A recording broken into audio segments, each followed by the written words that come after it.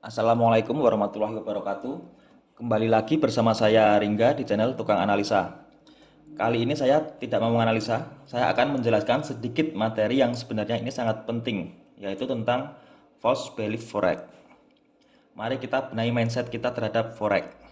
Karena terdapat banyak pemikiran-pemikiran di luar sana yang kurang tepat mengenai forex. Kita bahas sedikit karena ini sangat penting. Ini sebagai landasan psikologi kita sebagai trader forex di market. Kenapa kebanyakan trader gagal? Nah, pertama kita bahas ini dulu. Apa Anda tahu bahwa 90% trader itu gagal di market? Jadi, forex itu sangat tinggi banget resikonya.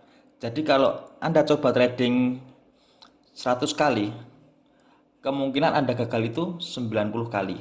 Seperti itu. Hanya 5-10% saja yang berhasil, sehingga kita butuh dedikasi yang tinggi jadi seorang trader profesional.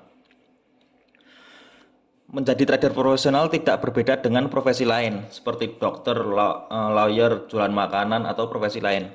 Ini adalah pekerjaan yang sangat sulit tapi bisa kita lakukan. Kita jangan takut dulu ya.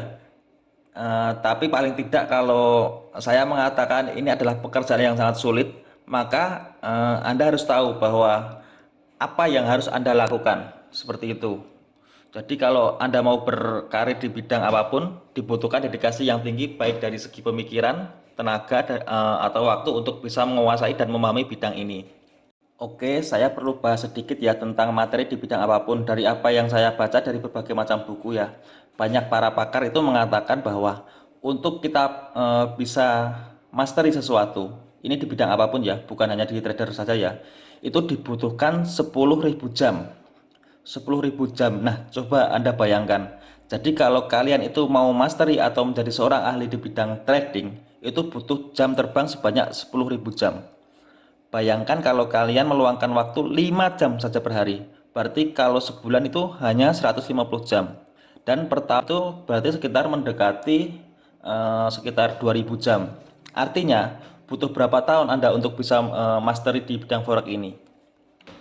Nah, tapi bukan berarti Anda harus menghabiskan waktu 4 tahun, 5 tahun, atau 6 tahun untuk menguasai forex ini. Karena at least untuk kita bisa make money di market, kita nggak harus belajar yang begitu dalam dulu. Terlebih kalau kita sudah mengetahui step-stepnya ya, kita akan bisa belajar lebih cepat. Kita mungkin bisa belajar kurang dari 1 tahun atau bahkan bisa 6 bulan. Kebanyakan orang mencoba trading itu untuk get rich quick atau ingin cepat kaya. Dan ketika kita mengetahui bahwa kenyataan tidak seindah yang dibayangkan, maka muncul satu pemikiran, mungkin seperti ini, ini judi atau apapun. Nah, tanpa disadari kebanyakan trader masuk ke market itu karena ingin cepat kaya. Tapi yang terjadi malah kehilangan uang. Seperti itu ya. Nah, kenapa demikian? Karena ada ekspektasi atau harapan dan reality atau kenyataan. Ini kebanyakan ekspektasi seperti ini ya. Win 90% dari transaksi yang dilakukan. Ini manusiawi sebenarnya. Dan ekspektasi yang ini sangat wajar. Jadi maunya kita itu untung terus. Dari 100 kali trading kita untung terus. Kita nggak pernah mengalami yang namanya loss. Ini sebenarnya wajar. Kita punya ekspektasi yang seperti itu.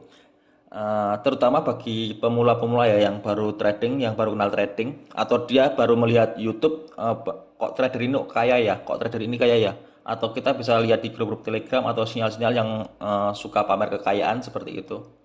Jadi membuat ekspektasi kita itu trader itu membuat kita cepat kaya, ekspektasinya seperti itu. Padahal belum tentu seperti itu ya. Tapi saya dulu juga seperti itu. Saya punya ekspektasi yang tinggi terhadap forex ya dulu. Tapi pada kenyataannya guys, nah kita win 55 sampai 65% saja dari transaksi yang kita lakukan itu sudah bagus. Dan kalian tahu, kalian bisa backtest technical analisa apapun, semua probability itu tidak ada yang lebih dari 75%. Kalian bisa backtest sendiri. Kita ambil head and shoulder, kita ambil moving average, kita ambil rising wedge, double top dan lain-lain. Probability-nya sulit untuk itu bisa di atas 70%. Kalau kalian tidak percaya, kalian bisa backtest sendiri. Lalu di dalam realitinya itu seperti ini. Uang itu tidak penting. Nah, di tahap awal, kalian kalau trading jangan fokus ke uang dulu atau untuk mencari uang. Percaya sama saya, kalau Anda fokus untuk mencari uang, saya jamin Anda akan loss. Ini untuk tahap awal ya. Itu yang terjadi di market dan sesuai pengalaman saya dan teman-teman saya ya. Trading itu butuh waktu untuk di mastery. Itu tadi sudah saya jelaskan di atas ya, butuh 10.000 jam untuk bisa mastery. Tapi kalau kalian mau kerja keras, kalian mau disiplin, kalian mau belajar, mungkin seperempatnya saja sudah bisa profit konsisten. Mungkin 4 bulan, 5 bulan, 6 bulan kita sudah bisa konsisten. Yang penting mau kerja keras, mau disiplin, dan mau belajar. Dan semua trader itu sebenarnya mengalami loss secara berkala. Semua trader kalau tradingnya itu baik, maka secara berkala akan mengalami yang namanya loss. Cuma trader profesional itu mengatur lossnya itu lebih kecil daripada profitnya. Jadi dalam jangka panjang itu masih tetap profit. Seperti itu. Atau equity tetap akan tumbuh. Oke, mengatasi false belief terhadap trading ya. Anda tidak perlu profit 3 kali lipat setiap 1 sampai 2 bulan. Saya tahu kebanyakan dari kita itu kita pengennya store-nya 10.000, pengennya itu naik jadi 2.000 atau 3.000 setiap bulannya seperti itu. Ingat ya, kita jangan berharap bisa kaya dulu dari forex. Nah, lalu kebanyakan hedge fund profesional itu rata-rata profit sekitar 3-10% per bulan dan biasanya tetap ada bulan loss-nya. Jadi kalau dalam 1 tahun itu ada 12 bulan, kita tidak perlu profit setiap bulannya untuk tetap bisa profit dalam 1 tahun ya. Jadi kalau kalian loss 1-2 bulan itu masih fine sebenarnya. Selama lossnya itu tidak gede dan 1 tahun kalian kalau ditarik itu masih tetap profit. Oke. Lalu profit 20% per tahun secara konsisten itu sudah baik. Saya ulangi lagi ya. Kalian bisa untung itu saja sebenarnya sudah baik. Kalau sebenarnya tingkat keuntungan itu tergantung dari bagaimana Anda menginjek gasnya sebenarnya. Maksudnya dari money manajemennya. Kita itu seperti apa? Jadi lotnya itu ditingkatin jadi berapa seperti itu. Itu tergantung dari money manajemennya ya. Oke, goal nomor 1. Goal nomor 1 adalah setor modal dan jangan sampai margin call. Nah, ini adalah yang paling dasar dulu ya. Jadi gak usah mau cepet kaya dulu. Yang penting Anda tidak margin call. Itu sudah sangat bagus untuk tahap awal. Nah, ini saran saya ya. Untuk kalian yang pemula, kalian setor $500. Tradingnya 0,01 lot. Dan kalau profitable, kalian bisa naikkan atau tingkatin lotnya itu sedikit demi sedikit. Nah, seperti itu. Nah, untuk yang profesional itu standarnya sebenarnya untuk ini menurut saya ya, itu $1.000 itu untuk open 0,1 lot. Itu untuk yang sudah profesional ya. udah bisa konsisten. Goal nomor 3, profit sekian persen tiap tahun, tergantung Nah, kita bisa tingkatin pelan-pelan, misalnya targetnya 20% per tahun, kemudian jadi 30% per tahun dan seterusnya hingga 100% per tahun, seperti itu ya. Ya, lanjut. Kurangnya pemahaman mengenai trading plan. Nah, kita perlu tahu ya, trading plan itu isinya apa aja ya. Yang pertama daily routine. Nah, ini contohnya seperti Anda kalau bekerja. Anda harus bangun pagi, mandi, sarapan, kemudian berangkat ke kantor. Nah, ini daily routine. Anda melakukan kegiatan rutin di forex dari analisa atau mapping. Terus apabila Anda menggunakan candle H4, artinya Anda harus melihat candle itu setiap 4 jam sekali. Jadi setiap 4 jam sekali Anda melihat candle seperti itu. Ini yang dinamakan daily routine. Lalu money management. Ini adalah money management masing-masing ya. Jadi jangan melihat kanan kiri. Jadi misalnya kita lihat DOM. DOM itu untungnya gede karena lotnya gede. Terus kita ikut-ikutan gede. Jangan seperti itu ya. Kita pakai money management sendiri-sendiri saja. Lalu strategi. Strategi ini nanti kita bahas ya secara detail. Entry rules. Rules untuk kita kapan melakukan open. Kita pasang stop loss dan kita pasang TP seperti itu. Karena kebanyakan trader-trader yang saya temui itu tidak memiliki trading plan sama sekali. Ini sangat bahaya sekali ini. Nah, kalau kalian tidak punya trading plan, kalian akan masuk ke sini, ke emotional trading. Kalian yang sudah memiliki trading plan saja itu, banyak trader yang masuk ke dalam emotional trading ini, terutama saat terjadi loss atau ketika kehilangan peluang. Ini kebanyakan cenderung apa ya, trading itu ingin balas dendam. Kemudian kita trading dengan lot yang double, atau kita harus melakukan entry di hari itu juga, padahal kita tidak punya planning untuk melakukan entry seperti itu. Nah, kembali lagi, kalau kalian memiliki plan, kalian bisa tahu kalian memiliki kesalahan atau tidak. Jadi di sini ada yang namanya mistake. Mistake atau kesalahan adalah deviasi dari trading plan. Saya ulangi sekali lagi ya. Mistake atau kesalahan adalah deviasi dari trading plan. Jadi, kalau kalian menggunakan trading plan dan kalian keluar dari trading plan, kalian misalnya harusnya entry, kalian tidak entry. Atau harusnya cut loss, Anda tidak cut loss. Atau harusnya entry satu lot, Anda melakukan entry dua lot. Itu artinya ada deviasi dari trading plan. Artinya itu adalah mistake. Oke, paham ya? Nah, kalian fokus untuk identifikasi mistake ya. Karena ini pasti akan muncul di setiap trading. Jadi kalau kalian punya trading plan, kalian akan tahu apa saja kesalahan yang sering dilakukan sehingga Anda bisa fokus untuk mengurangi kesalahan-kesalahan itu.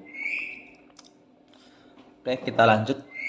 Sign object syndrome atau sindrom tetangga selalu terlihat lebih baik. Oke guys, ini cukup penting banget ini guys. Ketika kita tradingnya benar, benar itu maksudnya trading dengan menggunakan trading plan yang sudah sesuai dengan analisa kita, analisa teknikal kita, baik disertai dengan stop loss dan take profit, maka pasti ada periode itu yang kena stop loss. Karena kita tradingnya itu bukan averaging ya, terus menerus ya. Kita itu trading menggunakan probability.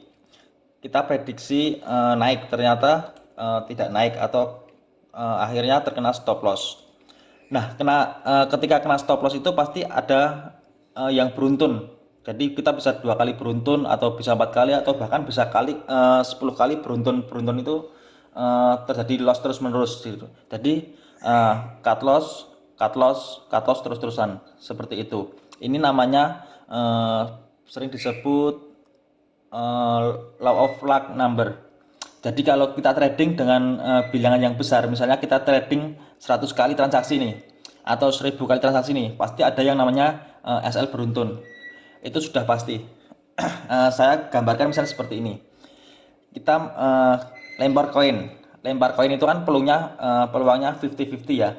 Jadi kalau kita lempar 1000 kali lemparan, mungkin hasilnya mendekati yang 50 keluar gambar, terus 500